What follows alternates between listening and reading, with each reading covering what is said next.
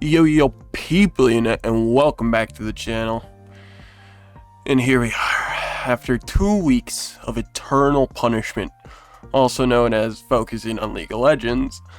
I am here to share my overall experiences in this time of the challenge that I've been doing. So, we've gone through halfway of the challenge now. Let's go over how it's been going for the 2 weeks.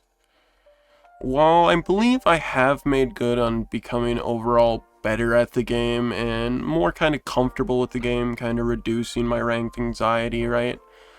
I don't think I can say that I'm overall successful with this challenge. And I say that because I started off this challenge wanting to play for 5 hours a day, 5 days a week, which would result in over 100 hours over the whole month challenge, right? As well as 66 ranked games played, which is about 3 ranked games per day. In this front, I'm failing. Only able to average about half the amount at 2.5 hours a day, meaning we're at 25 hours overall when we should be at about 55.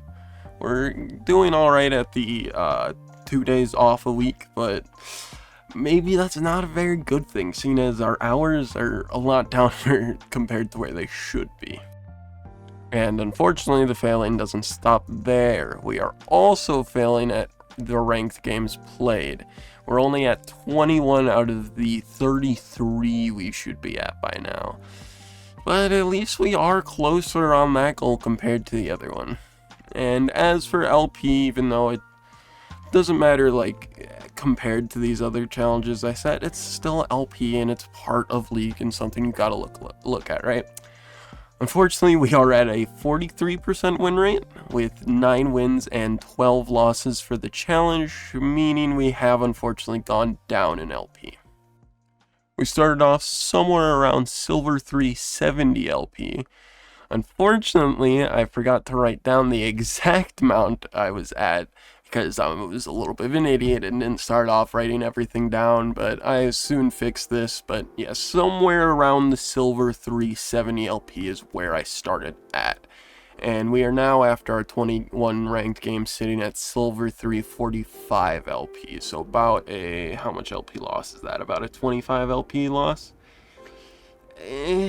It's not the best, but it's not too bad, all things considered. Now that we've gone over both those numbers and the statistics side of things, let's kind of get into the details, which is where I think stuff matters more. So we started off playing exclusively Mundo, as he is my favorite and most played champion even now. Even with the champion that I start playing later, I still think Mundo is my favorite champion. However, playing him, it just didn't go well. I played 9 Mundo games of the first 4 days, and I lost 7 of these 9 games, dropping us all the way down to Silver 4 25 LP. And not only was I losing these games, I was also losing lane badly. My champion just felt like it was doing so little damage, and I just didn't feel like I had much use when I was behind, as I most of the times were in these games. But oh boy, did the fall not end there. Next game, I get autofilled support. I decide to play Maokai, as when Arena was out, the 2v2v2v2 game mode, I actually got a lot of practice on him. Played him quite a lot of games, pretty much maybe about half of my games to gold in Arena. Surprisingly, in this game, I actually did pretty good for a support. I went 0-10 and 15. And allowed my misfortune to go 22, 8, and 4. But the rest of the team unfortunately lost, and me and MF were not going to be able to carry it, as the other team just had too much gold and too many kills. So now we're down to Silver 4, 0 LP. We are now 2 losses away from deranking to Bronze. We desperately needed to change something on how we were going about this.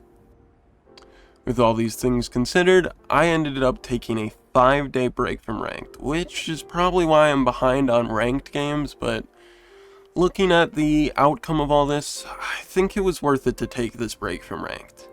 See, during this time, I began to think of why I was losing so much. I really zoned in on why I was losing so much. The way I saw it, moving forward, if I wanted to win more, I had two options. A, I stay with Mundo and learn how I could win more with Mundo.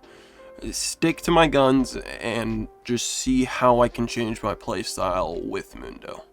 Or B, see why I'm losing and change my champion accordingly to help improve the areas that need help.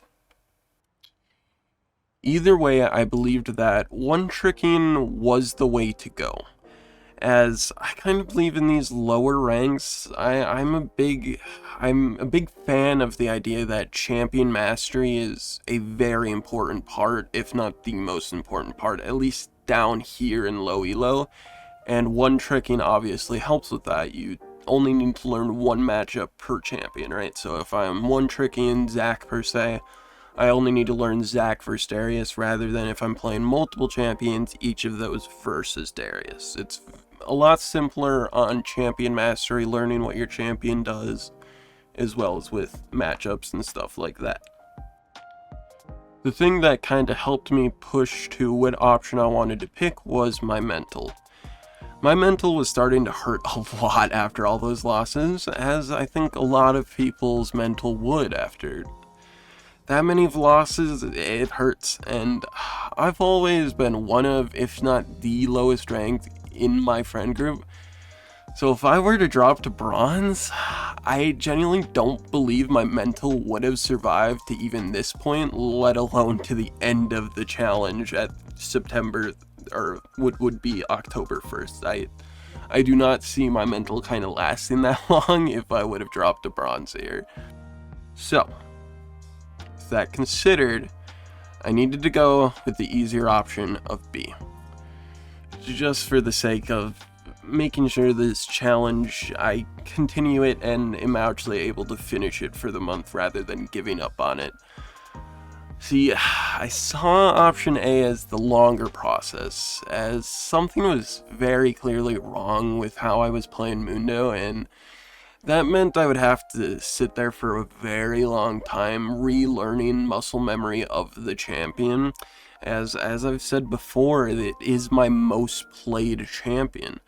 I think it would have taken a lot of losing and a lot of games to try to both address and fix the problem, if I'm even able to address and fix it. I wasn't sure if I was going to be able to.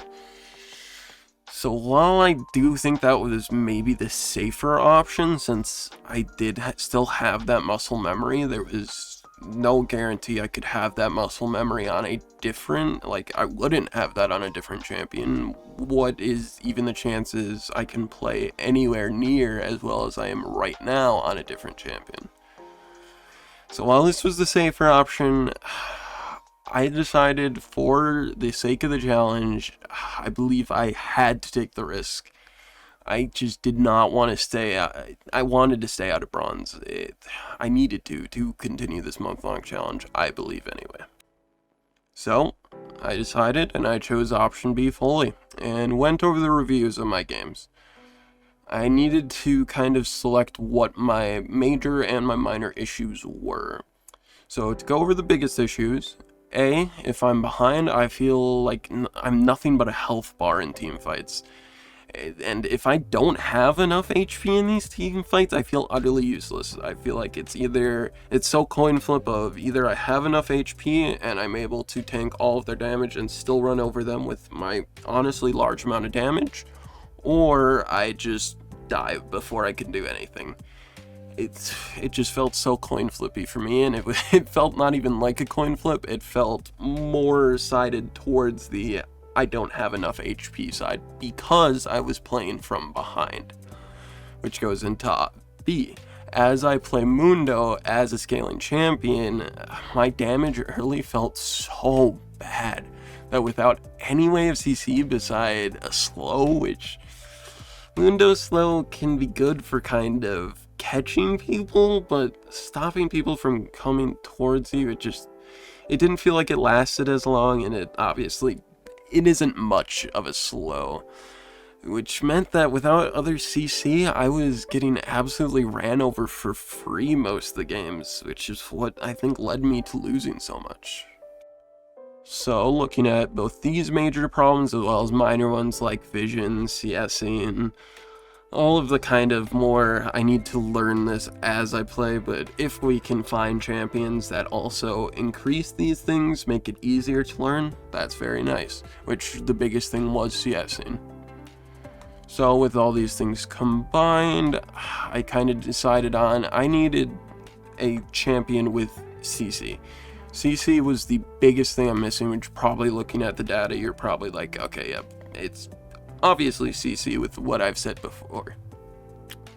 So I looked over all the champions and did kind of I did like a tier list kind of thing, which I've done before to kind of look at, okay, do I think these champions will be fun to play and can fix my problem with CC?